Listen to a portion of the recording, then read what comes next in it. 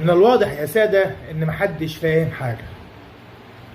أخبار إصابة أحمد السيد زيزو، إصابة إمام عاشور، تمرد مروان عطية، رجوع حمزة علاء، عودة الطبيب النفسي للنادي الأهلي، يعني ما كانش فيه طبيب نفسي. وأول الكلام نقول بسم الله الرحمن الرحيم، صلى على النبي وإزيكم عاملين إيه، وزيدوا النبي الصلاة كده ونقول بسم الله الرحمن الرحيم. أحمد السيد زيزو، أحمد السيد زيزو جاله شدة عضل من الدرجة التانية، ممكن تخليه ما يلعبش لمدة أسبوعين أو 3 أسابيع. يعني بالعربي كده ممكن ما يلحقش إنه يحضر ماتش سيراميكا وما يلحقش ماتش الزمالك مع الأهلي، ماتش القمة. وأحمد السيد زيزو الكلام اللي جالنا أو الكلام اللي سمعناه إن أحمد السيد زيزو العضلة دي جات له قبل المباراة، بس لما كابتن عماد النحاس على من لسان عماد النحاس نفسه قال لك، انا قلت له انت حامل المسؤوليه انت تلعب؟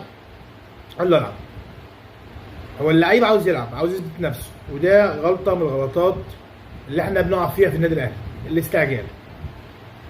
فان شاء الله احمد سيد زيزو مش هيلعب ماتش سيراميكا الجاي، خلاص هو مش هيلعب ماتش سيراميكا الجاي، بس احتمال بنسبه 50-50 ان يلحق ماتش القمه. ولو لسه الاصابه ما خلصتش، نصيحه لزيزو ما يلعبش ماتش القمه، ما يلعبش. ما انت ممكن تلعب تصاب تاني، وكده كده هيبقى الماتش ده عليك ضغوط جامده قوي، ضغوط جامده قوي، وانت عارفين يعني ايه ضغوط جامده قوي من جماهير الزمالك اللي هو بقاله من اول ما عرف ان هو راح الاهلي وعمال يشتموا فيه. ده بالنسبه لاحمد السيد زيزو. الف سلام عليك يا احمد يا سيد، ان شاء الله ترجع تبقى احسن من الاول. امام عاشور بعد اصابته في كاس العالم للانديه قلنا خلاص هيبدا يرجع تاني ويلعب مع الاهلي، ونزل في الماتش الثاني بتاع انبي ولعب ال10 دقايق الاخير باين، وقلنا خلاص الدنيا هتبقى جميله. نكتشف ان امام عاشور كان بيرجع قبل المباراه